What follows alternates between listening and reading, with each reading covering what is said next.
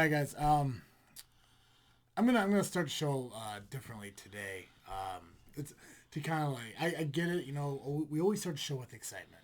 The hype. There's so much hype, but something happened this past weekend. Oh, that I'm not too fond of. Not very happy. No, and we're gonna. I mean, we're gonna talk about it. We got a lot to cover. So many things to cover. It's not even that. Like, I mean, like, it's not even this past weekend. Now that I think about it, it's actually from the previous weekend because we're recording this a little bit late. Well, yeah, that's right. Last Saturday. It was, yeah. So we went to the SCW show a couple Saturdays ago, and something happened there that because I'm colorblind, I didn't notice it right away. No, you pointed it out. I was infuriated. If you guys know, we have a TeePublic site, and we got a huge announcement about the TeePublic site here later on in the episode. Yes, sir. We create shirts based on the stuff that we do here on our show. Like the travesty shirts, the Dizzle J shirts, the JFW shirts, the logo shirts. Freakin's my second favorite F word shirt.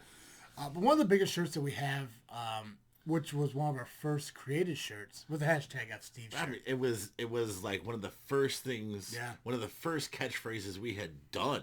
Yeah. And mind you, we have done numerous things that have caught on in the indie world. Yeah. And now, who's Dan Smith? Who the hell is Dan Smith? Yeah, we started that too. If you guys remember, if you guys have been watching, first off, I am Travesty. I'm Dizzle J. And you're listening to the greatest tag team in podcast history, Just Freak Wrestling, the JFW podcast. And we, since the beginning, had a small little issue with an SCW fan, Steve. Superfan Steve. Really came out of the gates hard at us when we started up. Oh, yeah. Questioning what we knew about wrestling and how we talked about it. And, Troll level 1000. Yeah. And we coined, first off, it came out to fuck Steve. Yeah. Hashtag fuck Steve. Yeah, then turned to hashtag fuck Steve, and then just turned to hashtag FSteve because we PG'd it. We PG'd it. Yeah. But we WWE'd it. But something happened to the hashtag FSteve. Yeah. Maxi Pad's little sidekick, Mouse. Yeah, that gerbil. Yeah, the gerbil. The gerbil? The gerbil stole hashtag FSteve and threw it on his shirt. Yeah. And on his own shirt. Yeah, first off, poor font. Really poor font. Really, really dorky fucking font. Terrible color. Even though green is one of my favorite colors, but did not go with that shirt. No, it was dumb. It was dumb. So, if you're out there and you're building content, you're out there trying to promote yourself and build up, do yourselves a favor. Don't steal other people's shit. I'll say it, I don't give a fuck. Parody it. Yeah. But he literally stole the hashtag FSteve. Stole. Like, blatantly. Yeah. He'd go in with hashtag screw Steve or hashtag who Steve. Yeah. No, he went hashtag FSteve. He'd go in with hashtag fuck Steve, and maybe I would have thought it as bad. But the fact that there's a TeePublic shirt that says hashtag FSteve. On sale now. At tpublic.com/JFW. It rubbed us the wrong way. Even Steve was upset about it. Steve was bothered by it. Because we grew to kind of like Steve. We've grown into this relationship where it's love, hate, mutual respect kind of deal. He enjoys the shirt. He thinks it's hilarious. Absolutely. So, to the guinea pig out there who stole our gimmick, if you will, faux pas on you. How dare you? You would have think the butternut squash would have known. Oh, the guy that went out that threw out a "you people" at the fans, implying that we were beneath him. Oh, really? Yeah. See, I arrived late. You were there late. I missed the whole late. thing. He threw a hissy fit. I don't think I saw him the rest of the night. It was a dorky fucking thing. He came out there trying to wow over the crowd to nothing but fucking booze because people are finally realizing the kind of person that he is. He's not a person. And then he's sitting there telling us how you people need to respect what he does and how, he holds the company in his hand or blah, blah, blah, bullshit. I couldn't really understand him. It's like he bumbled over his script. Did he Steiner it? Oh, Steiner did better. Ooh. Fucking, it was a plague upon the fucking company to have that guy go out there, try to represent and boost up. He anti-hyped the fucking crowd. But then he tried to win it back in. It's like, we're here, we're going to have a great show because we're doing it for the fans. And deep down, he's a piece of shit. Because when I got there, it was pretty hype. Yeah. And shout out to the dude and his daughters for the first show. Yeah. I don't remember their names, and I do apologize, but those little girls got into the show. That made it just so much better for us. That's right. Oh, yeah, this is our first show. It was, and it was cool because I mean, like they were very interactive into the show, cheering and booing, and like getting all excited. When you get to the climax of the matches and stuff, because we know pro wrestling. Yeah, we know how pro wrestling works. Yeah, definitely. They don't. So in their mind, like this is the real action. It was really fun, cool to sit there. And kind of, I mean, you got to speak with the dad more than anything. Yeah, shout out to Dad for not just thinking I'm some kind of random ass jerk. That I actually knew what I was talking about, and I explained who I was. We worked with, the company a little bit here and there, and so he let the daughters talk to me and ask me questions, which was fine by me. I love answering questions, especially about wrestling. Yeah. My uncle's first show was the same night. Yeah. He really enjoyed the hell out of himself. Mm-hmm. I told him, we go every time. Fuck yeah. And first time I'm going to say it, but awesome for Hunter Payne and his awesome shirt. Man, that shirt looked great. Fuck yeah. If you guys had a chance, if you're watching this on YouTube, first off, thank you for watching the video content of our podcast. You rock. We really do appreciate it. We do see the views growing, so it means we're doing something right. I appreciate that. But the thumbnail shows Hunter Payne in the ring wearing the JFW shirt. The new logo, that is the very first gifted shirt that we gave out.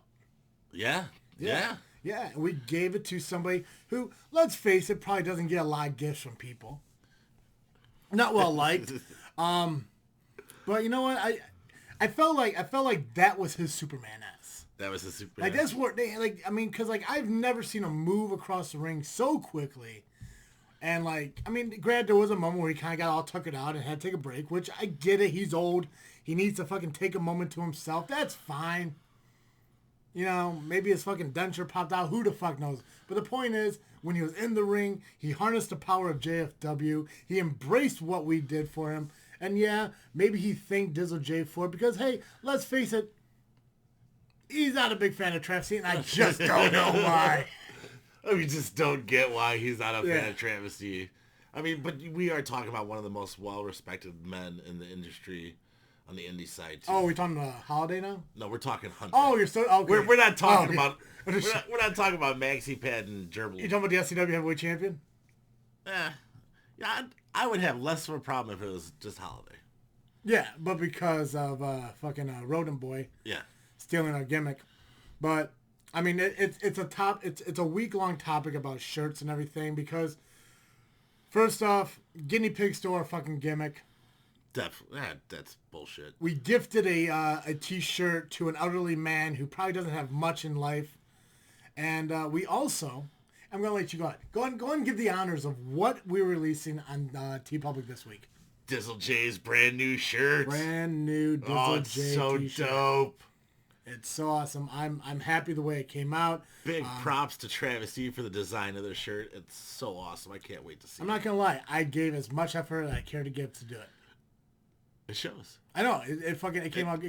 It came out great. It came out fucking awesome. I'm really excited for it. Guys, that shirt's going to be released this week. And every time we release a new shirt on TeePublic, it goes on sale. So I do believe that the original shirts are somewhere around $20 to $25, depending on the size shirt you got to get. When they go on sale, they're about $13. So you're looking at $13 to $15 for this shirt to be released. I believe it's a 3-day sale.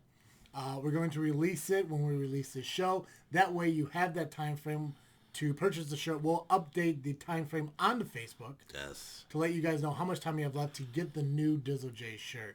Now, there is a new Travesty shirt I was working on. I did it. You don't care for it. I love it. I did it more as kind of like, I know I'm better than everybody, and I get that. A lot of people don't feel that way. That's what I love about it. So I'm debating on whether or not to release it. I think I might. I don't know. I'm going to give myself another week to think about it. Okay. And if I decide to do it, then we'll release it when we release next week's show. For the time being, I really got to think about it. I'm going to, I guess, what's it called when you ask a bunch of people questions on it? What was that called? It's like, testing the waters. Yeah, it's something group. It's a something group. I just can't remember. A focus group. Focus group. There you go. Maybe I'll focus group the shirt and give people's ideas on it. And if they like it, I'll fucking release it. That's what I did with the Dizzle J shirt. Yeah, everybody loved it. Right. On top of that, not to put the cart before the horse, as you will, but we created a shirt for the new co-host of JFW.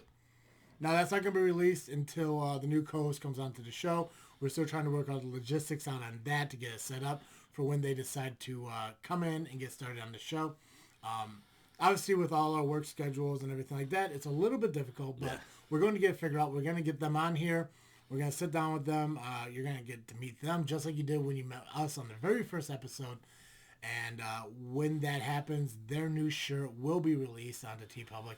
And I got to be honest with you, nothing against your shirt, even though I created that one. I like theirs a little bit more. Yeah, I mean, it makes sense because it's a little more your stylish. Yeah, there was a lot. I think there was more work going into their shirt than it was yours. Because I know you. Yeah. I knew what I kind of wanted to do with yours. When it came to theirs, it was like you had to learn about them, see what they liked, see. I mean, we've known each other for well over a decade by now. Yeah. So it's like. Well, especially, and like the whole thing is like what does Dizzle J like, and then this what comes up. But when you meet somebody who's fairly new to you, it's like, what can I do for them to make their shirt part of their personality? Right. I think I nailed it. They really like it. They're even more excited to come on the show than ever. So hopefully we can make that happen soon. And then you guys can meet the new co-host as we become a trifecta of podcast. Trios champion. No. I won't do that. But I got to figure something out because I can't call us the greatest tag team in podcast history. The greatest faction? I'm going to have to go with faction. In podcast. I like that. I'm going to have to. The greatest faction in podcast history. I'm going to have to redo the intro for the audio recording. You know, because I got to go like, ladies and gentlemen, boys and girls, freaks of all ages, Freakin Studio probably brings you is the greatest faction in podcast history. Original Freak Trustee, Prince of 33, Dizzle J. And then I got thrown the new co-host. This is just freaking wrestling, and it'll kick off. It'll work. You'll get it. You'll get it. So, and yes, you guys are hearing me right. Okay, I'm saying they, them. I'm not saying he or she because I don't want you to know who it is. I don't want you guys to sit there and try to guess like, oh, is it this person? Is it this person? Because I want it to be a surprise. And trust me, I think it's gonna be a great surprise to a lot of you guys. There's only a few people who do know who it is. Jay really didn't know who it was until about a couple weeks ago. I kind of pieced it together. Yeah. So it's going to happen. It's going to happen soon. We're going to grow JFW and do a lot more between the three of us. And that, in turn, I think is also going to help us with Freakin Studios. Definitely. So. Plus, we got the video now. We got video, yeah. So we're going to start building up the video content, too. We really got to figure out the toy store vlogs that we want to work on and all that stuff, too. So a lot going on. And I get this is very I think this discussion went a little bit longer than I expected because I really want to dive into all the stuff we have to go through. Definitely. Because we got to talk about Raw, Smackdown, NXT, AEW, Impact. We got to go over the results of Worlds Collide, the Royal Rumble, the SCW results and everything. Plus we got the Freakin 5. And actually, that's something we got to talk about too. Guys, okay, one more thing, then we're going to dive into everything else. If you guys remember, we've been doing Freakin 5 for this, I think, past season 2 at least. For the majority of it. For the majority of the show. And we also included into our podcast the final Freakin Thought that we started doing. As we dive more into doing this and doing the video content, everything we have going on, we're altering some of the segments we're doing on the show. So tonight is the last time we're doing the final Freakin 5. And that's just for now. We may bring it back, The Freakin 5. What did I say? Final Freakin 5? Final Freakin. Weird. Yeah. I guess you could technically cost us. We only do 5 questions. Yeah, it is the final Freakin 5. So the Freakin 5, this is the last Freakin 5 we're going to do for the time being. We're going to put it on hold. Maybe we'll bring it back in the future. But for now, this is the last Freakin 5 we're going to do. And also, we're no longer doing the final Freakin Thought. Yes. So instead, what we're going to do is we're going to replace it with a new segment that we'll get to when we get to that. And I think you guys will like that a little bit more because it'll give it more of a descriptive and impersonal response to what that segment is going to bring. Definitely. So, Jay, for the last time, let's dive into the Freakin 5. So the final... I almost went...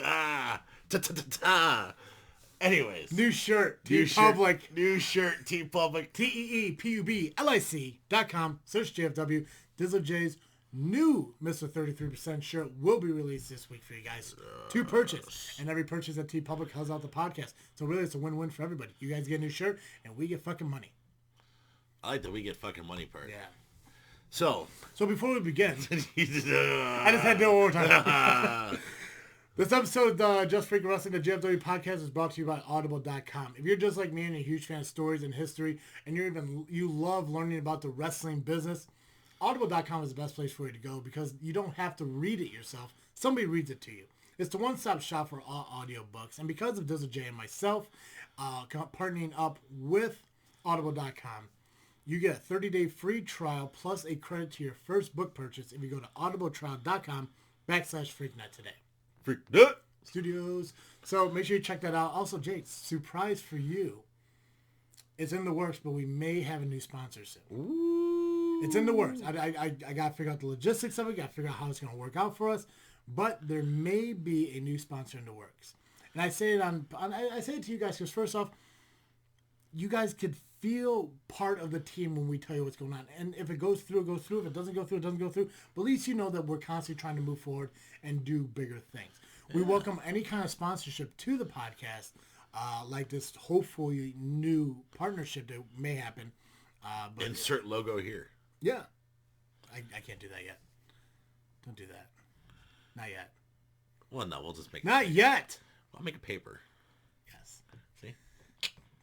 audibletrial.com/freaknet today. Get your 30-day free trial of Audible, plus a credit to your first book purchase. Help out the podcast, and here's some books.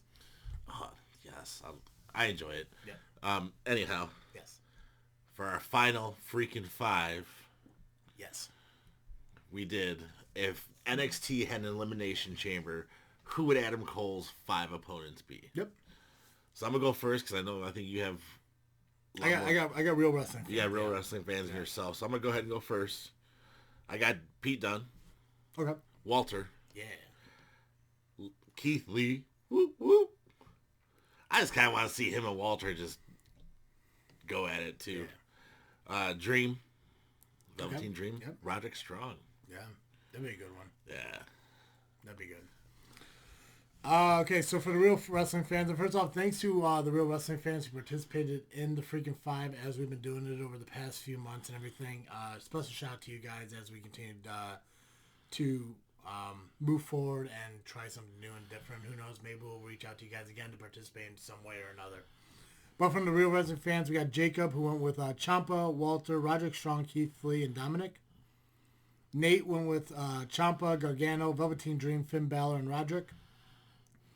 Jacob went with Ciampa, Balor, Riddle, Walter, and someone from the main roster. So he kind of left it open. That's kind of lazy, but whatever. It is a little lazy. Yeah, he could just name somebody. Anywho, Adam went above and beyond and went with 2 different ones. Indecisive as fuck, I guess. Ciampa, Dunn, Riddle, Dream, and Dominic, or Gargano, Strong, Lee, Grimes, and Priest. Martez went with Ciampa, Velveteen Dream, Balor, Gargano, and Keith Lee. Joshua went with Ciampa, Gargano, Balor, Lee, and Walter. Keith went with Ciampa, Lee, Dominic, Priest, and Balor. Luis went with Ciampa, Lee, Strong, Balor, and Dunn. I'm hearing a lot of Priest. I'm still not... I'm not sold on him. I'm not sold on him just yet. No. Josh went with Lee, Balor, Ciampa, Gargano, and Dominic. And then Dylan went with Ciampa, Gargano, Dream, Lee, and Matt Riddle. And then for my Freakin' 5, I went with Ciampa, Velveteen Dream, Finn Balor, Gargano, and I also went with Damian Priest. Nice. Not sold on him, but I do know he is the type of wrestler I think could flourish in like an Elimination Chamber. I feel like his character needs to be just a little, just based on his look. Okay, bear with me. He needs to be just a little bit darker, I think. I threw the guys in there who I think you get a lot more high risk stuff out of. Yeah. Priest, I think would be more of a punch bag, get your shit in on. I said not sold on, but the thing is like, because I thought he's throwing Tyler Breeze in there for that. But that's Breeze. No, he's been through way too little of a storyline to get Like, no. Yeah, that's true. But no, I want to do Lee. I think Lee would be a good one, but being North American champ, I don't think he needs that right now. Same thing with Walter being the UK champ. You know, it's like who does Adam Cole have great storylines with? Ciampa and Gargano are obviously the big two. Velveteen Dream, obviously a UE. Target because he's been gone for so long. Him coming back, I think, would be a great thing too. Obviously, Balor. Keep pushing. Yeah, Balor, you can put him anywhere. Yeah. Damian Priest, I think, would be a good thing. Dominic would be a great one too because for being a big guy, he's very athletic. But I think when it comes to Priest, he's had more of those like matches against like Pete Dunne and stuff like that. To more of the, I don't want to say upscale, but bigger match feels. Yeah. For Dominic. Yeah. So. Cool. Jay, your call. What results do you want to start with? We're not gonna. It's not gonna be very descriptive. We're just gonna kind of run through all of them because we have so many. Let's. Well, what happened first? The Rumble, right? No, Raw did, I guess. No, Sunday is before Monday. I don't fucking remember, man. It's been so fun. Worlds Collide. This is why I hate recording on Mondays. This is why this happens whether we record on Mondays or not. Yeah. So it was World Collides, and then the Royal Rumble, and then Raw. Well, let's follow that then. My God, the world we live in. This is why we suck. I think this is why people like us. This is why people like. We're average Joes doing stuff that people get paid millions of dollars for, and we're doing it here. Almost live. Yeah. Almost. Yeah. All right. Pre-show match. You had Kaylee Ray took on Mia Kim in a singles match. Kaylee Ray picked up the win. I picked Kaylee Ray, so that's one for me. Balor took on... Dominic. Balor picked up the win. I think we both picked Balor on that one. I heard that was a pretty good match, though. They're all good matches. Really? I think when it comes to NXT, yeah. Fatal 4-Way, more your-suited, cruiserweight tied on the line. Jordan Devlin picked up the win against Angel Garza, Swerve, and Travis Banks. I picked Angel to retain. You picked Swerve to win. We're both wrong on that one, obviously. DIY came back together, took on Mustache Mountain. DIY picked up the victory. I saw the highlights from that match. Yeah. That match was great. So we both picked DIY for that one. Ripley took on Toni Storm. I believe I had Ripley. We both picked Ripley for this one, and Ripley retained. Yeah, because it was the final match that you picked Imperium, I picked UE, Imperium picked up the win. So we tied on that. So this show we tied. Yeah, right? Yeah, don't... Yeah. That must mean I lost the Rumble. So, yeah, top to bottom card was great. The negative downfall from the show is... Alexander Wolf got knocked out very early in the match. Really? Knocked out. Yeah. So it was an accident. It was a wrong knee, I believe, by Bobby Fish. They caught him wrong. Literally knocked him out. I think he was taken away. I can't remember too much about that moment, but yeah, he was pretty gone for the rest of the match. I just had the highlights I did see had just the three of them in there. So yeah. I guess I need to go back and watch it. Highlight. My match of the night for this one was Ripley versus Storm. Yeah, I think it was very good, and I like seeing the passion that Toni Storm has for it, and to see them fighting at one point for the UK Women's Championship, and Toni Storm coming ahead, and now obviously we have Rhea Ripley who retained her title, which fun fact is still noted here as the NXT Women's Championship, not just the NXT Championship yet. I don't want to get into that again. Fuck yeah, I want to get into that. Let's talk some shit. I think we did a lot of that the last episode. Yeah, I know. All right, go on. So the Royal Rumble. Yep. Pre-show. Why they have a pre-show is beyond me. They don't need it. The Rumble's long enough. Mm-hmm. But Shorty G versus Sheamus. Yep. This is a match that could have happened on SmackDown. Did not need to happen on a Royal Rumble card. I picked Shorty G. I think I picked Sheamus. You did. Yeah, you picked Sheamus. Sheamus ended up picking up the win. Yeah. It got a grade B. I did not get to watch this because... For as goofy as his name is, Chad Gable is still a good fucking wrestler. Oh, he's yeah. Guaranteed. And I think he's gained more of a wrestler's, attire to like the weird basketball shorts thing. I think it would have made more sense because he looks more like Kurt Angle now, shaved, than the other guy did. Yeah. I don't remember the other guy's name. Jordan? Well. Okay. That was him. United States Championship. Yeah, Jason Jordan. Yeah, there you go. Yeah. Humberto Carrero. Wrestling fans, folks. Yeah. He should be more memorable. Humberto Carrero versus Andrade. I imagine this match is probably pretty dope. Yeah, we both picked Andrade. Andrade did pick up the win. Yeah. Falls Count Anywhere match. Roman Reigns versus King Corbin. I am sick of this feud. Yeah, and we both picked Roman for this one. I liked it. I liked it for the most part. I liked how they wrestled throughout the entire... I mean, they wrestled through the entire baseball. It was a decent match. It was really cool. I mean, you saw a jump. I believe it was Jay who did the dive from above that scaffolding. Yep.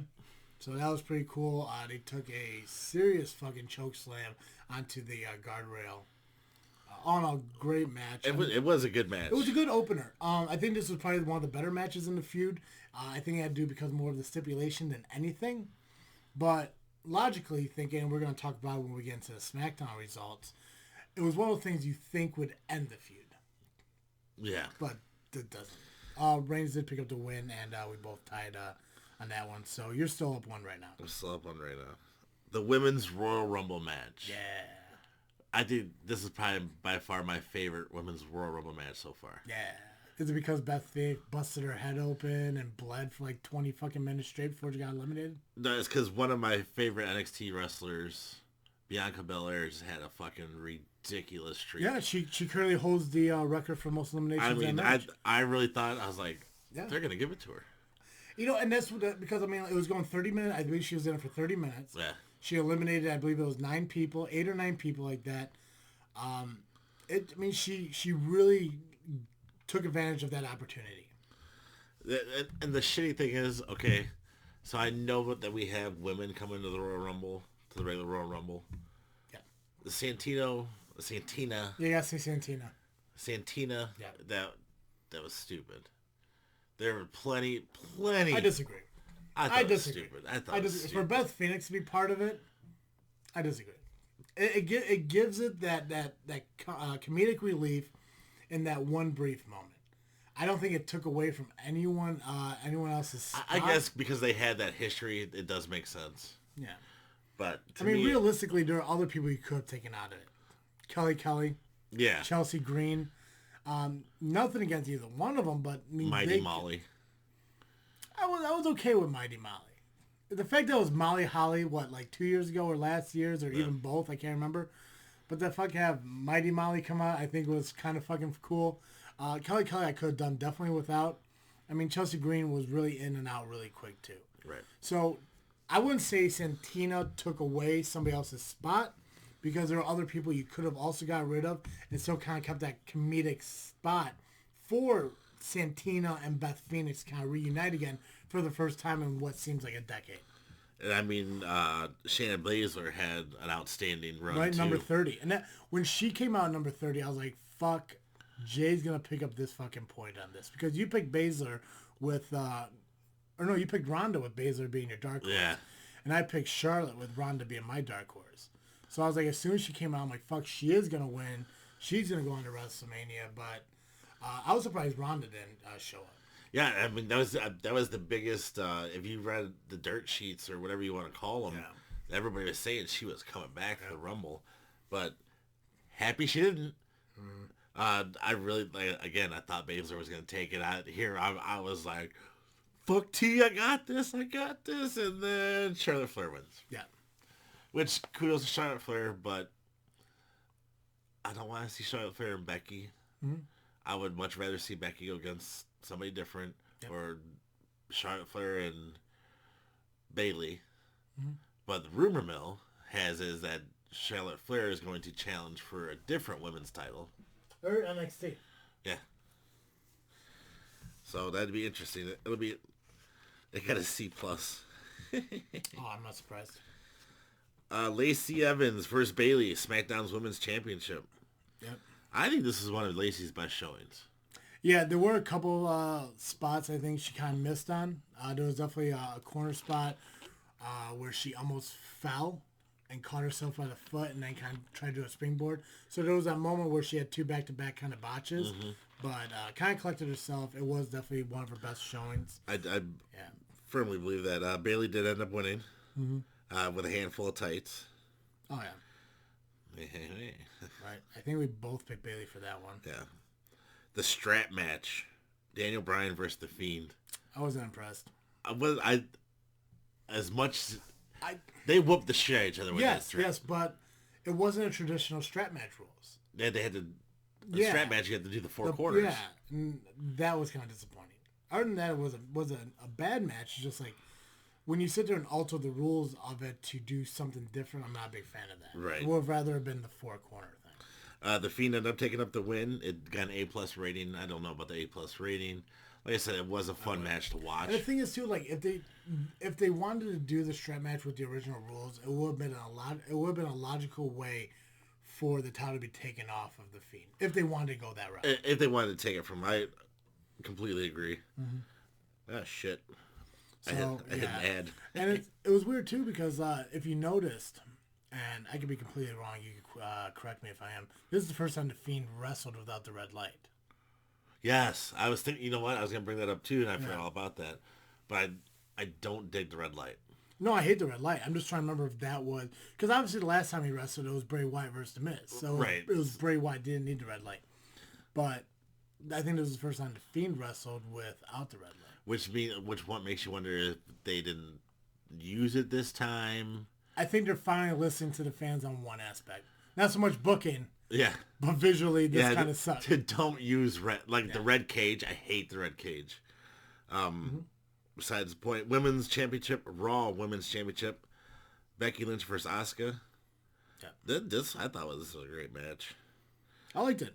I really did. Lynch ended up defeating Asuka, which was no big surprise. The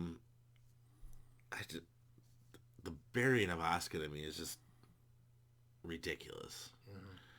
I think she wants to go back to NXT. I don't blame her. Yeah.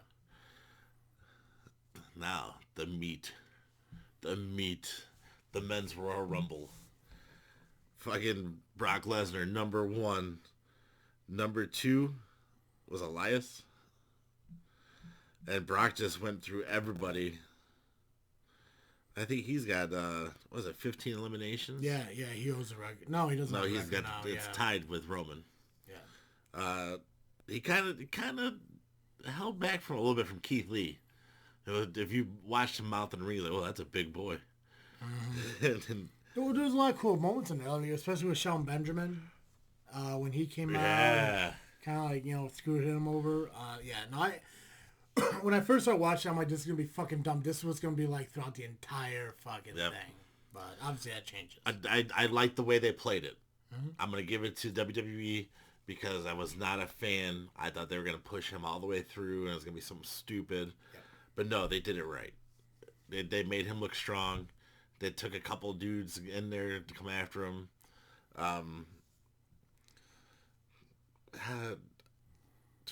Ricochet and Drew McIntyre teamed up, basically. Right. Ricochet gave him... Ricochet low-blowed him, Low-blowed him, and then right outside the ring, McIntyre. I love the part when after McIntyre kicked him out and was still doing his shit and Brock was on the ground, he kept going back over and staring at him. Yeah, just staring down at him. Miz came in, AJ Styles, Ziggler, Carl Anderson, and... Number 21. Number 21. You think you know me? That was awesome. Edge looked great. Yeah. He did some great shit in there. I did not really lose a step. How did you feel about that fucking camera angle when he speared Dolph? They completely missed. Yeah, it was weird. Like the fact that the very first spear we've seen since him in action. Yeah. Completely fucking missed it because of a poor camera angle. But what I did enjoy is when he went up to Seth Rollins and grabbed Rollins and was just yelling at him. Because if you remember, I want to say maybe a year or two, or there was a whole issue with Becky and Beth. And where they held his head down on the Money in the Bank case, and he was gonna do the curb stomp to him. So I love that was a throwback to previous bullshit that they were going through. Yeah. And then there was also that moment where AJ he was actually eliminated, I think, a little prematurely, but that was due to like a shoulder injury because he took an inside-out bump from the spear, landing on his shoulder. Right. So there was a surprising factor, I think, when Edge eliminated him because he wasn't supposed to be eliminated at that moment, but injury kind of prevented him from moving forward in it. So. Him and Randy Orton actually teamed up for a moment, and then he threw Orton out. I loved it. Yep. Roman Reigns came out, and that's when I thought it was over. I really thought that Roman was going to win. Kevin Owens, Aleister Black, Samoa Joe. I mean, this is A-list. Didn't really see no bullshit entries or anything like that, which was cool. No older guys besides Edge, but to me that felt like it worked really well. Yeah. Drew McIntyre ended up picking up the win, which super happy with that. I think that's gonna be a great match. How do you feel about the Seth Rollins segment thing with Author of Pain and Buddy Murphy being out there attacking everybody and shit? It's bogus. Yeah, I did like when it was when like kind of Seth was in the middle and there was like Roman, Edge, McIntyre, and there was somebody else in the four corners, and he tried to go up to Orton.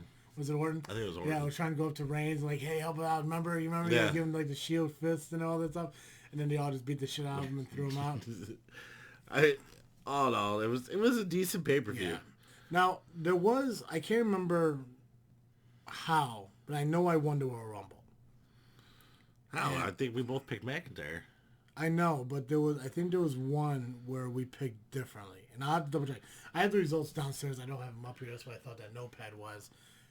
The pad's downstairs. I know I won. That's all I know. We'll double check when we get down there. I know we picked differently, and I want to say it was the Bailey Evans match. I want to say we picked differently, but it's downstairs. So we're going. If anything, it's probably the Asuka match. I don't know. I don't know if you'd pick Asuka for it. The point is, I know I won. That's the big thing. I know I won. So we'll go look at that. But all in all, it was a pretty good pay-per-view. I think both Royal Rumble matches were really good. I think even Brock not lasting till the end was a pretty cool, like... I think they needed to do that just to solidify Drew McIntyre. Yeah. Give him that, like, all right, maybe he can be Brock. Yep.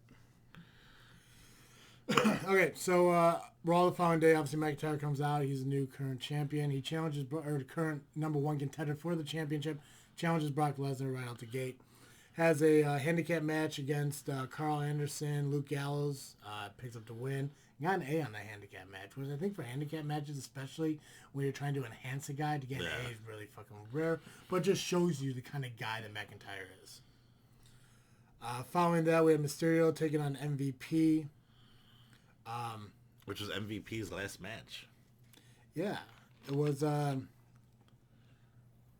interesting to see that he came back for the Royal Rumble and then came back for that. Yeah. But I think because I think he went on Twitter or social media and stated like it's not his last match, but it was his last match for WWE, and I think he just wanted to come back to do that. I mean, I get it. Yeah. So that was pretty cool to do. It was nice to see. It would have been. I think it would have been cooler if he would have faced Matt Hardy, though. Yeah. Aleister Black took on just another competitor. Picked up the win. Kind of promo saying he's tired of not waiting for people to knock on his door. He's gonna start knocking on doors himself. I like that promo. So I think that's gonna kind of like bring it back around to like him, hopefully getting that push he deserves. Because I would love to see him take on McIntyre in a series like he did with Buddy Murphy. And eventually you're going to see that 8-man tag. And Murphy, the Viking Raiders, and Kevin Owens, because I believe Samoa Joe's fucking injured again. Really? Yeah. He needs to be done. I'll say it. Samoa Joe and Kevin Owens, outsmart Seth Rollins and Buddy Murphy. Not too worried talking about that. Like I said, I just want to get through these results real quick.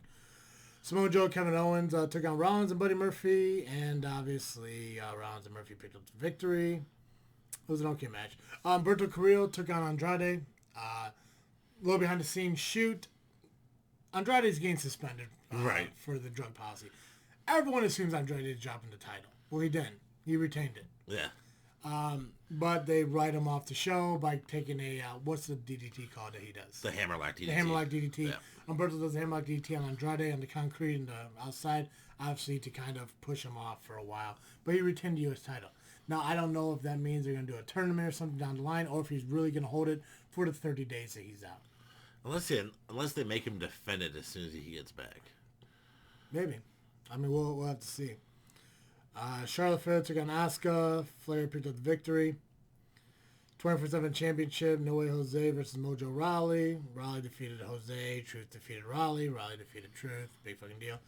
Mojo introduced kind of a... Lackey. Yeah, bodyguard type guy. Yeah. I think he called him his offensive end or some shit. Since that's what I didn't get. Like, he's not established enough, big enough, I think, to have a bodyguard. No. You know, when Shawn Michaels brought in Diesel, Shawn Michaels was top of his game. Yeah.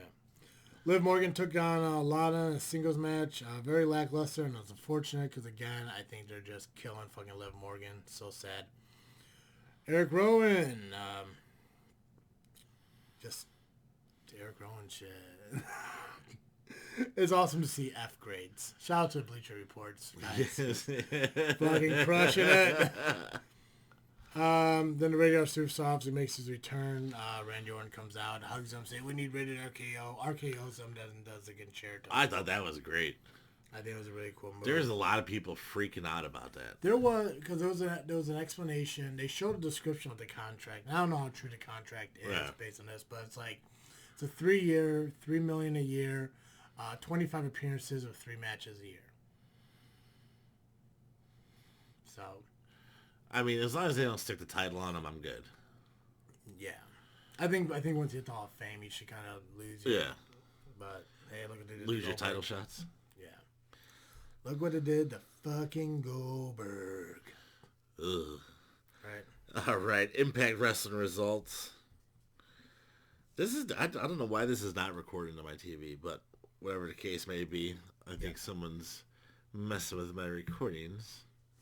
Not it. Josh Alexander took on Vikingo. I hope I'm saying that right. Kind of not really. You never do. Never do. The winner was Will Ospreay. Ospreay. I know. Gotcha. Boy, do I know. Gotcha, guy. Vikingo took the win. I have no idea who that is. Next we had Murder Clown versus the Rascals. That sounds interesting. I need to check out these Murder Clowns. Murder Clowns. The Rascals end up winning. I am familiar with the Rascals. Yeah. I do enjoy them. They just little. It's cool to think that after we're going on about four months now of AEW being on TV, we're still seeing some new people. Yeah. Well, So this cool. is Impact. Oh, you're talking about Impact right now? Yeah, Impact comes first. Why the fuck was I thinking that AEW? Impact's on Tuesdays. Is it really? Yeah. Why was I thinking Thursdays? It used to be on Thursdays. Okay. Yeah. Gotcha. Next up, we had Moose versus Taurus. Winner, Moose. How is Moose not in WWE yet? His mic skills. Is it? Yeah. He's got, you know how Swagger had that lisp? Yeah. Moose's is worse. I thought that lisp was a gimmick. I don't think so. No? I think he had the surgery because there's some kind of thing down here you can... I mean, look at Ezekiel Jackson. I mean, like, he really didn't do much to kind of just walk around and beat the shit out of people. I mean... Yeah. Fucking Moose could do that. Moose is a great in-ring performer. I just can't stand Just him stick talking. him in fucking Corbin's court. Oh, jeez. Better than fucking Rude. Yeah. Poor Bobby. Poor Bobby. Or Robert Roode. I think it's Bobby again. I hope it's Bobby. I didn't like Robert Roode with a fucking mustache. Dude, poor man's... Rick Rude. Rick Rude. Yeah. Next up, we had Jordan Grace versus Kiera Hogan versus Can you imagine Madison if Rayne. Rick Rude changed his name to Richard Rude? Dick Rude. Dick Rude. Oh, God. Jordan Grace, Kiera Hogan, and Madison Rayne. I am very familiar with all three of them. Jordan Grace is relatively new to the main scene. Yeah. But she's she's dynamite. I suggest if you haven't seen her, if you looking for a great female talent, check out these three women. Madison Rayne is obviously probably in the twilight of her career. Well, and she, she was back in TNA in like what 04, 05. I think she might be an original. Yeah. And she actually had a stint on NXT. People and all that shit. So yeah. She had a stint on NXT. Yeah, I think she was in the Mae Young Classic. Yeah. Jordan Grayson, I picked up the win. Good for her. Next up, we had Dr. Wagner versus Reno Scum. Not too familiar with either one of them. Reno Scum was somebody that was coming in as I stopped watching. This stupid thing is all busted up. It doesn't say who won. I don't care. Yeah. Moving on. Best of 5 matches. Michael Elgin versus Eddie Edwards. I did get to see a majority of this match because it was on at work. I'm a fan of Elgin. I like Eddie Edwards too. Yeah. I liked him better when he was in the Wolves. Weren't they getting the Wolves back together? Was that a rumor? I haven't seen the other guy in a while. Yeah. And I don't remember his name. Yeah, I don't know. Yeah. But Elgin ended up taking up the win because he made Eddie pass out from a crossface. Yeah, huge fan of Elgin. I do like Elgin. NXT, Finn Balor took on Trent Seven. Balor picked up the win. Diana Burazzo took on Shotzi Blackheart. Shotzi's getting a lot of fucking opportunities, which is really cool. Blackheart picked up the win. She had a good showing against Baszler. Oh god, yeah. Even when they kind of like collided in the Royal Rumble. Yeah. That's kind of funny because she almost eliminated Baszler again. Yeah. So it was really cool. Keith Lee came out, talked about his new title, how he's champion now. Dominic and Priest both came out to make a challenge. Obviously, they both end up fighting each other. I love how Keith Lee just dipped. He's like, you guys got stuff to discuss. Yeah. I'm out. Yeah. And Dominic picked up the win against Priest. Ooh. So it was I think that's a pretty good push for him as well. Ciampa comes out, challenges Cole. I believe they're going to be facing each other in Portland. Cole comes out because obviously he's not really happy with Ciampa attacking Yui in the back. He took them all out. Came out, pulled a table out, drew a big yellow X on the middle of it. Cole comes to the stage. Regal comes out with the contract. Cole takes the contract, runs to the ring. Cole goes through the fucking table. Ciampa signs the fucking contract, wipes his blood on it because he's bleeding from a mic shot, and it is set for NXT Portland for the two to take on each other. Dakota Kai took on Tegan Knox. Grudge match, obviously. Two best friends fell apart at War Games. Kick, right? Yeah. War Games when kind of just fell through, which we were there. We saw it firsthand. Called it. Fucking marked out to that. Called it. Fucking marked out to that shit. Knox picked up the win in a not so clean way. He smacked her in the face with the brace. But she deserved it. Long overdue.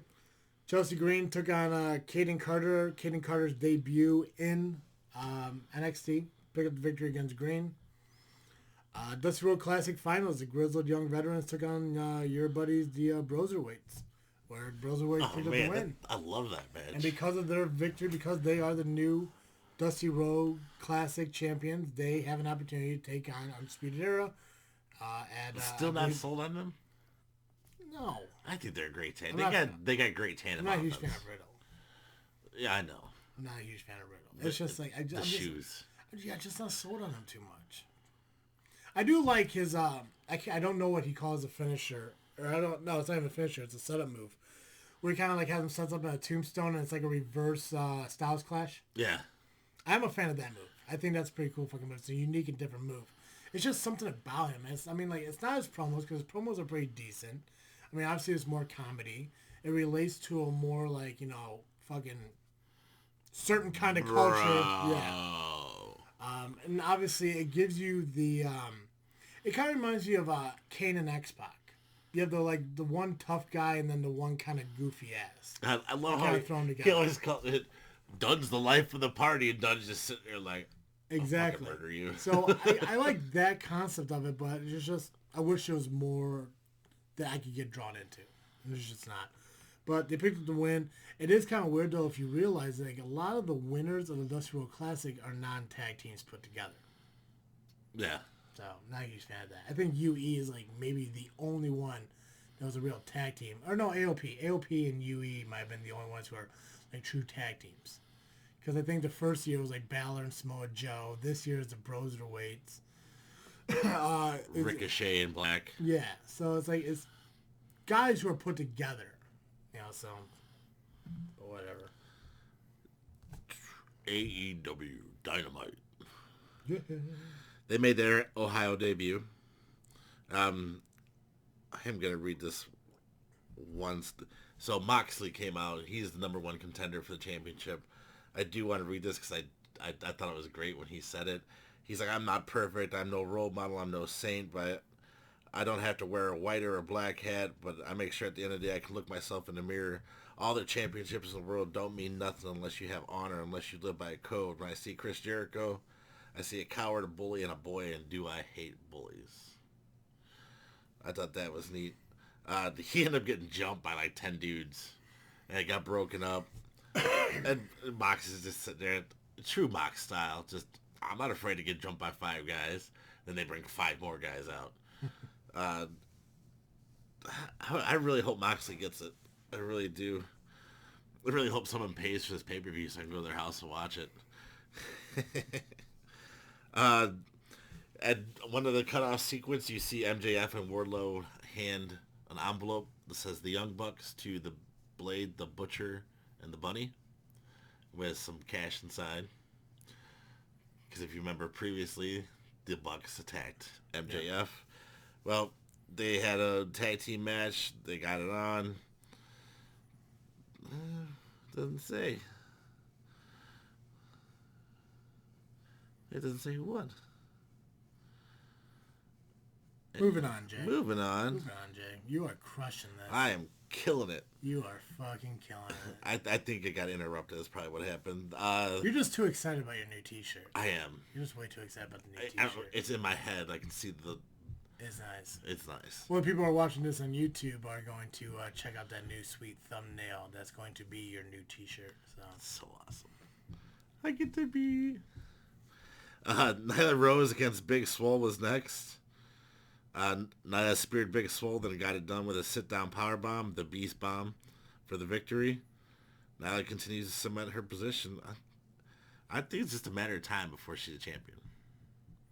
Yeah, I mean, she's totally capable of it. Yeah. Kip Sabian took on Cody Rhodes with Penelope Ford in his corner and Arn Anderson Cody's corner.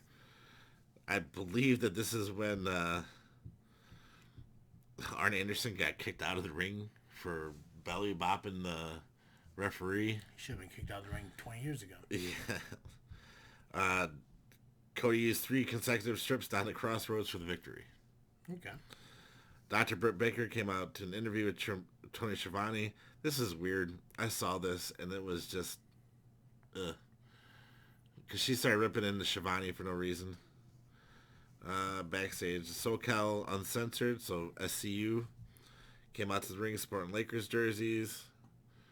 Of course, we all know Kobe died. Yep. The main event, Private Party, and Darby Allin versus Santana Ortiz and Le Champion. Moxley came out with baseball hat swinging. So basically, it was just a night of interruptions. I do think they're going to pick up more steam. I just think they need to move off Wednesday nights. I really do. Yeah. Them or NXT. One of the two. Or just shut the doors. I mean, hey, it works too. All right, so SmackDown. Roman Reigns comes out, talks about how he picked up the victory against Corbin at the Royal Rumble. The Usos are out there too. I think they're calling themselves the Bloodline. Yeah, the Bloodline. You're right.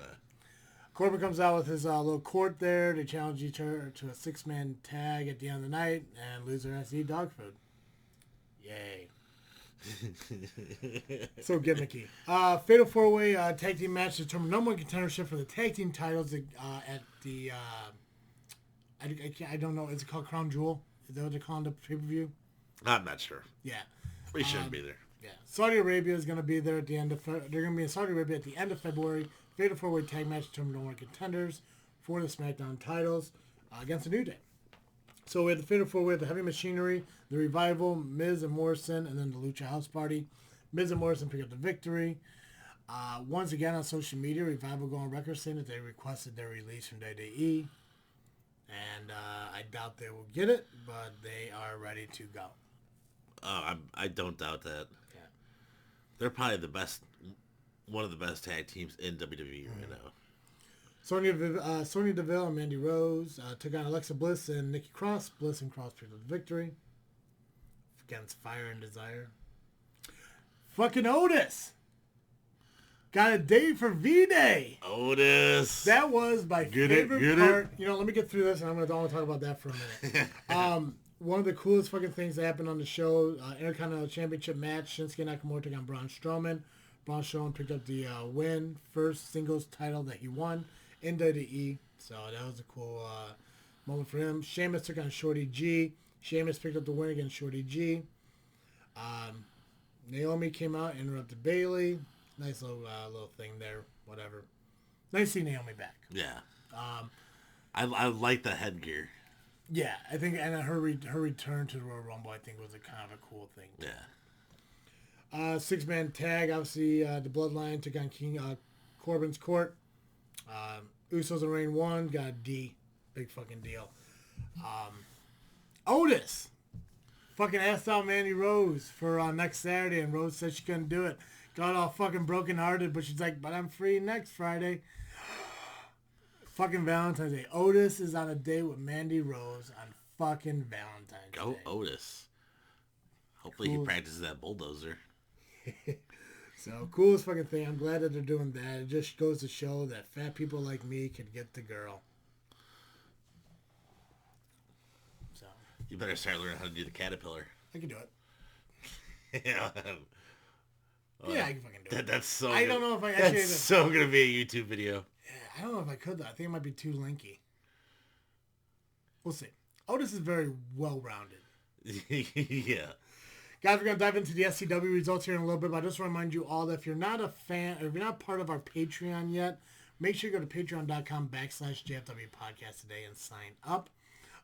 We have two incredible patrons right now, Becca and Brandy, which Becca celebrated a birthday a couple weeks ago, got her birthday shout out, and Brandy actually had a birthday last week. I want to wish her a happy birthday as well. So, if you guys, again, dude, explain to Patreon. I can't fucking do it right now. So, to help out the podcast, we offer you super cool things to do, like certain tasks. You can hear extra content, like the dark side of the ring. I can't say dark side. Isn't that a thing? You gotta pick this up, man. I can't fucking. We both can't fail on this. You can control the whole show. The gorilla setting. Let me try again. You can try again. Guys, if you have not yet, please sign up for patreon.com/JFW podcast. Be like Brandy and Becca. Sign up for a tier. We have everything from $1 to $15, and every single tier gives you an opportunity to get amazing stuff from us, such as additional content. You can control the show. You get stickers and stuff from us as well. We create you a gimmick character and stuff like that. Plus, you get birthday shout-outs like Becca did a few weeks ago, and one for Brandy who celebrated a birthday last week. It's very interactive for us and for you guys. If you go and sign up at patreon.com/JFW podcast today. And like I said, it's a tier from $1 a month down to $15 a month. Now, the $15 a month one is more for like a sponsorship kind of thing if you own your own business and stuff like that. Because we'll throw your business logos up on our social media. We'll plug it on the podcast. And now that we're on YouTube, we can throw a logo of your stuff somewhere out there as well. But the rest of them are more for you guys to help contribute as much as possible. And again, it's just $1 a month for the smallest tier. You still get a shout out every week on the show like Brandy and Becca do. So go ahead and check it out again. It's patreon.com/JFW podcast. Right. 2 times the charm. 2 times the charm. All right, Jay. We saw SCW New Beginnings a couple weeks ago. It was back on the 27th. Yes. It was. The show opened up, obviously, with a dark match, as most independent wrestling shows do, with VJ Price, one of the newer guys who come out of the SCW school, taking on one half of the modern day sharpshooters, James Creed. Creed picked up the win, showing off this amazing fucking Shining Wizard. Really? Now, I was hoping for an elbow drop, but you could clearly say once he hit the Shining Wizard, it was fucking done. So really fucking cool. Definitely coming in into his own and everything. Obviously, the modern day sharpshooters, great fucking tag team. But we both know not all tag teams last forever. Right. So when that time comes, when they go their separate ways, start doing their own shit, they both seem... I joke about it a lot. I know I called Creed Janetti once in a while. Once in a while? Well, yeah. Mostly to his face. A couple times on the podcast. Mostly to his face. Both Shawn Michaels. Yeah. Both Shawn Michaels guys. I think both of them are going to be a force to reckon with in their futures. I think the only Janetti in fucking SCW is Rodent and Burna Squash. Yeah. So. But no, it was a good match. It was a good showing for VJ Price. It just goes to show that if you go to the SCW school, you have the ability to learn professional wrestling the right way. And guys, we mentioned the SCW school on our podcast many times, but if you don't know, the SCW school is based out of Bourbonnais, Illinois, at the Genesis Martial Arts School. So you can find them on Facebook. If you want any information on the school, just message Southland Championship Wrestling on Facebook or Genesis Martial Arts on Facebook as well. Just message them. They'll get back to you with the information on it. And you get trained by veterans of the business who know exactly what they're doing, who go out and put their bodies even on the line today to put on a great show. And Hunter Payne. So, the, what's up? I was waiting for it. Yeah. I knew it was coming. It was going, right? The first official match of the show, we saw Bo Anderson take on the debuting Cody Jones. Bo Anderson picked up the win, obviously with the help of Bulletproof LLC coming out there. They came out, shook Steve's hand. Steve is a huge supporter of Bulletproof LLC, as well as a lot of the fan base. They do feel that Bulletproof is getting shafted by Squirrel Boy. So, well, I mean, up until recently, I don't think they've been on any of the flyers, and I'm not even sure they were on this past flyer. No, definitely not. They weren't out one bit. Yeah, but I mean, Butternut Squash needs to realize that even heels need to be on there too. Right? Yeah, that polished scrotum really needs to get his shit together. Women's title match. Paloma Star defends her title against another debutant, Kendra Hall. Great match. Kendra Hall actually picked up the win in this match, but got reversed when found out that Paloma's foot was on the ropes. Oh. Restarted the match. Paloma picked up the victory to retain her title. And I wasn't sure if I was supposed to mention this or not, but I'm going to anyways, because I can do that shit, because it's a podcast. Yeah. So, Neeser, Buddy Ryan, if you're wondering what the timestamp is for me saying this shit, it's right now. Neeser invited Paloma Star to a prom for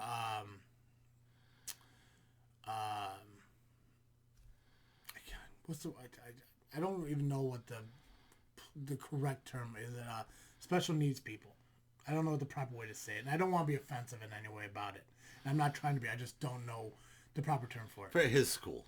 Yeah, well, it's through their church. It's for kids between, I believe it's for like kids from teenage to 24 years old who never really got to enjoy a prom or anything like that. The church puts on a prom for them. Yeah. And Neeser, who if you guys are fans of Southland Championship Wrestling, you know who Neeser is. Great fucking dude. He participates in the Special Olympics and everything. He's got a couple gold medals, and everything. He is a huge supporter of Southland Championship Wrestling and a huge fan of not only Patriots of Hope, but Paloma Star. And for him he created his own poster, got her flowers, put the sign up. She read it out. It was basically, asking her to go to the dance with her. She checkmarked it yes. Lost his shit. So really fucking cool thing to see and to witness. Good job, Neeser. Right? You really you shot your shot, bro. And it's like Yogi Berra said, you miss 100% of the shots you don't take. That's true. And I'm not gonna lie, he has more balls than me because I mean, there are people I would love to ask out. I just don't have the fucking, the sentinels to do it. So, Maybe you shouldn't take such a gene sometimes. Yeah. So Nisa, yeah. I don't remember if you wanted me to mention it on the show, but I just fucking did, bro. So. Rock on, brother. You always wonder if I talked to you about it on the show. Well, I just did. So welcome to the GFW podcast family. Who knows? Maybe one day you too could get a shirt that fucking Rodent Boy can steal. Right? Stupid gerbil. The following match was a Genesis Championship match where Cage from Bulletproof LLC took on the Sheik. Steve was hoping Cage would pick up the win, because if Cage was to pick up the victory, they were going to Vegas to celebrate. The jet was gassed up and ready to go.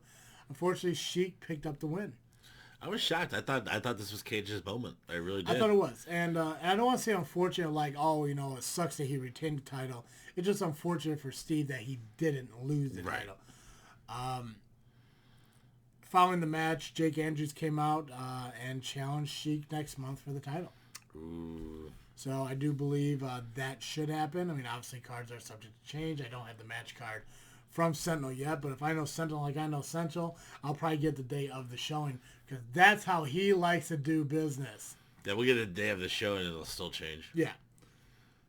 Following that, we had a triple threat match with the Cobra, Max Baylock, and Just Amazing. If you want to talk about this one a little bit? Oh man, this was probably, I think this was almost match of the night for me. Yeah. Just Amazing was somebody I hadn't seen before. Had a great showing. Yeah, he's new to SCW. Yeah, a lot of new debuts for New Beginnings. And this match was just going back and forth every which way direction. It ended up being kind of a swerve at the end there, where they took out Creed or Baylock, right? Baylock, yeah. They took out Baylock, and the Cobra just stepped aside and let Just Amazing take the pinfall. Yeah. And then Johnny Wild came out, and I guess this new little faction or tag team is starting, which I wouldn't want to fuck with the Cobra. No. And from what I'm seeing from Just Amazing, I don't want to mess with that dude either. Mm-hmm. I mean, we sit down and have some beers, but... Yeah, it was a great triple threat match all around. Creed came out to save his partner, maybe just a little bit too late, but yeah, still came out nonetheless. So I'm assuming there's gonna be something down the line that's gonna involve them guys. And they took out Doc too. Yeah. So we'll just have to wait to see how that works out. We saw the tag team titles on the line with Lee Payne taking on the family of Rancid and Willie the Bomb. Overall, good match. Again, Hunter Payne sporting the new JFW logo shirt. Thank you, Hunter. Yeah. Shout out to the geezer. Really stepping up there and doing something for other people for a change. For a change. Yeah, I said it. Fight me. I don't give a shit. Fight him. I want to see it. Yeah. Alabama Slam. Elite Payne picked up the victory, retained the titles and everything. So, wasn't too surprising there. I don't want to say the family brought out their B team, their B squad, but they definitely brought out the B squad for that one. No Charlie or Ivan. No. So, I mean, maybe something was going on. Like, maybe, you know, I was concerned about the same thing, because is it the new family? Is it... I'm wondering if it's just Charlie giving them an opportunity to see if they could stand alone. Oh, that could be. Yeah. I mean, we don't know Charlie Jr. too well, but the way his mind works, that is a possibility. That's something he could be thinking of. Yeah. Following the match, we saw JPH take on Jake Andrews in a singles match. Yes. Really good fucking match. I mean, I think this is one of the matches that we fantasy booked. Oh, we definitely fantasy booked. So this. It's not like SCW is not listening. Put in our squash. Yeah. So also a great match. JPH unfortunately lost to Jake Andrews, which is a lot of momentum going into his future Genesis title match. Following that, we had the SCW Championship match with Max Holiday taking on the returning surprise opponent of Sean Mulligan. The Irish Carbine. Yeah. I thought that these two put on a great match. Heavy hitters, both of them. Yep. I think Max just had a little more in him. Mm-hmm. Maybe not having the time off that Mulligan did. Yeah. Even though he did have the foot injury. but I believe he was still active and stuff like that. Where Mulligan just said he was out visiting family and whatever and whatnot. So I think that had a lot to do with it. Yeah. All in all, it was a good showing. You guessed it on the surprise return. Yeah. Yeah. The next show for SCW, I believe, is also in Shabance. I believe it's February 29th. Yes. Leap Day. So make sure you guys stay posted on that. Follow them on social media, Southland Championship Wrestling. Keep an eye out for SCW's next show, February 29th at the Shabance Civic Center. We'll let you know when tickets go on sale. When they do, there'll be $10 pre-sale as always. $12 at the door. Tickets open at $12 at the door. Doors open at 6. Bell times at 7. We done? No. Of course we're not. We're never done. Right? Because we have a new segment we're going to introduce you to. But before we do, I just want to remind you guys to catch the show weekly here on iTunes, Google Play, Podbean, Spotify, and YouTube just by searching Just Freakin' Wrestling or the JFW Podcast. Again, if you are watching the videos on YouTube, make sure you subscribe all to the show to get notifications on when the show drops. And let all your friends know where they can find it. If they are wrestling fans and they don't know about the podcast, they can catch it because we sit here and we cover everything independently, all the way up into everything that is televised. Also follow us on social media at Facebook, Instagram, and Twitter at the JFW Podcast or Just Freakin' Wrestling. Either way, you're going to find us. Go to jfwpodcast.com because that's a thing now. And check out everything we have to offer there as well. Guys, we... oh, fuck, what was I going to say? I don't know. Freaknet Studios. We talked about Freaknet Studios a little bit earlier. It's a collaboration of 3 different podcasts. Just Freakin' Wrestling with me and Dizzle J here. This Freakin' Show with me and Cartoon Joe. And obviously, the Gray Area with our buddy Sarge. We're coming together as a group to put out video content on a Freaknet Studio YouTube channel. We're going to hopefully get together soon to get all that figured out and situated. And when we do, so much content is going to come your guys' way. So make sure you follow us on Facebook at Freaknet Studios so you know when all that stuff will drop. And also listen to the other podcasts, mainly because I host the other fucking podcast, and Sarge is also here too. Jay, what is our Dizzle J pick of the week? Dizzle J pick of the week. You did pick one, right? Of course I did. Okay. That doesn't happen very often where I don't. And if I don't, I usually pick it in the middle of the show. So, I went back in time. 2 of my favorite wrestlers. We can't go in the future, Jay. Oh, can we? No, you really can't. Well, you really can't go back in time either, but we're going to look at it to the video histories of YouTube.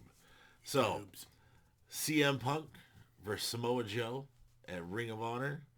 I believe this is like 06-ish. Okay. So this is back before they got watered down. So check them out. These guys are 2 of the best that ever came through. Mm-hmm. Obviously, you guys probably know CM Punk as his fame in WWE. I know Samoa Joe more of his fame from TNA, Impact Wrestling, Ring of Honor. Yeah. But check it out. Just go back and watch these videos. It's always a good time. So that'll be posting sometime tomorrow. Cool. Guys, new segment we're coming up with. We're just going to call it Holy Shit, Who Gives a Shit? And basically what it is, every single week we're going to come across 2 things that each of us feel is the holy shit moment of the week or the who gives a shit moment of the week. Yes. And it's going to replace the final freaking thought. And Jay, if you're ready, why don't you go ahead and start us out with what is your holy shit, who gives a shit moment of the week? I got one for each. Yeah. Okay. Yeah. Okay. Yeah. I'm going to start out with my holy shit. The title is just called Holy Shit, Who Gives a Shit? I just want to make sure because I didn't want to do too much work. Jay, we talked about this for 2 days. It's legal now. I took you on the phone. I talked to you on the phone and described it to you. Yeah. We talked about before we recorded today. Yeah. So my holy shit, Braun getting his first singles title. Hey, it's mine too. Yeah? Yeah. Nice. Awesome. But I thought that was great. Braun's long overdue for a singles title. It should have been a pay-per-view match. It should have been a Royal Rumble. It would have been better than Shorty G versus Sheamus. Yeah. And at least it would have given him that win at a pay-per-view for the title. But hopefully it's a long title run, so I can't wait to see what they do with it. Yeah. And again, I'm a big fan of the guy making the title. Mm-hmm. And I think the best person to ever do that was probably The Miz. No matter what title, or even Cena with the U.S. title when he had that last run with it. I thought that was great and made it worth something. Yep. So when you can back that title up, which I hope Braun does, I'm looking to see great things out of Braun. Who was the last person to make the world title relevant? The world title? Ooh. You're talking Big Gold. Or are you talking WWE? I'm just talking about the title right now. WWE? Include the Universal, the WWE, the Heavyweight, the Undisputed, whatever you want to call them. Those titles. Who was the last person to make that relevant? Man, I really can't. I don't think it'd be that hard for you. For me, it's Kofi. I think, Kofi as far as the WWE title. Yeah. That's what I'm saying. Overall, all of them. Overall, it would have to be Kofi. Yeah, overall, all of them. I don't want to separate the Universal and WWE because the Universal title really hasn't had that many champions. Yeah. When we sit there and nail it down, it's like, what, fucking Goldberg, Brock Lesnar, fucking Finn Balor, Kevin Owens, Seth Rollins, Roman Reigns. I mean, like... It hasn't gotten that prestigious. Yeah. So you haven't had those. Kofi had to make it relevant. I mean, Daniel Bryan did for a little bit too, but he more used it as an agenda for fucking environmental bullshit. I think recently it had to be Kofi. Mm-hmm. Because Kofi fought every month, if not a couple times a month. And it was on every week. Boom. I mean, everywhere. Yeah. So, yeah, definitely Kofi. All right. Who gives a shit? Hogan's cleared to wrestle. I heard Sting's gonna wrestle in Saudi Arabia. I heard that might be a thing. Here, Harlem Heat might come back too. Dude, they're making our old timers pay-per-view. Stealing shirts, stealing matches. Just give us a fucking job. Yeah, we're fucking trendsetters, right? Holy shit! I will move to wherever, Massachusetts. Yeah, but you know he's gonna make millions of dollars if he wrestles in Saudi. Oh yeah. The Prince probably still thinks it's like 1980 anyway. What was your no one gives a shit? So yeah, okay. So obviously the holy shit was Braun Strowman. Wearing that, really fucking cool. My gives a shit is how much they promoted the Super Bowl on SmackDown, to the point where they even called it Super Smackdown. Yeah, I thought that was a little weird. I get it. It's a Fox-owned brand now, technically, and everything, so they have the right to do whatever they want. But they just really went above and beyond so much of promoting football through pro wrestling. But at the same time, though, there was quite a few commercials for SmackDown during the Super Bowl. That I don't care about. Yeah. The biggest thing is like to sit there and, first off, fine, put the Super Bowl plug in the show, whatever. But to literally call it Super Smackdown and spend the first 4 minutes of the show talking about the fucking Super Bowl, who gives a shit? You think if they would have done that, it would have been a super show? Yeah. Why weren't any of the fucking football players there? Why wasn't fucking Patrick Mahomes in the fucking ring? Yeah. They could have done a lot more fucking with it, but they literally just used SmackDown as a way to plug the fucking Super Bowl. Yeah. I could see that. Which wasn't needed to be done. People know when the fucking Super Bowl is. You don't have to plug that. No. So that's my holy shit moment of the week. Yeah, I had a minor holy shit moment. Yeah. Ric Flair in the hummus commercial. I thought that was a little neat. Just a little bit. Fucking A. Guys, as we mentioned, Dizzle J is getting a new t-shirt that's going to be launched on TeePublic this week. Make sure you check it out. Hit that sale and get those shirts before the sale ends. There'll probably be another one at the end of February, but you want to get the shirt sooner rather than later. And on top of that shirt, we also have the Trashy Dizzle J 2020 Make Wrestling Great Again t-shirt that is available alongside our brand new JFW logo t-shirt. All available at TeePublic, TeePublic.com, searching JFW. And if you're not a fan of ours quite yet, but you want to learn more about us, follow us on social media, Facebook, Instagram, and Twitter at JFW Podcast. Listen to our podcast on a weekly basis at iTunes, Google Play, Spotify, Podbean, and YouTube just by searching JFW Podcast. Also, help us out, help out the podcast, get on Patreon. That's patreon.com/JFW Podcast. Sign up for one of the tiers, anything from $1 to $15, and be part of the patrons, just like Becky and Brandy. Check out Dizzle J's, what did I say? Becky. Same thing. Who gives a shit? She don't listen to this show. No. She just gives us money. Thank you. Kidding. Generally, thank you very much. L-E-I-G-H. Not racist here.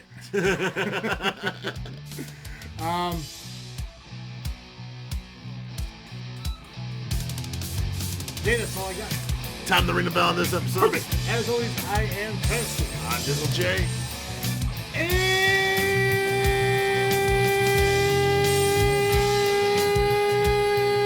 thank you for listening to another episode of Just Freakin' Wrestling, the JFW Podcast. Peace.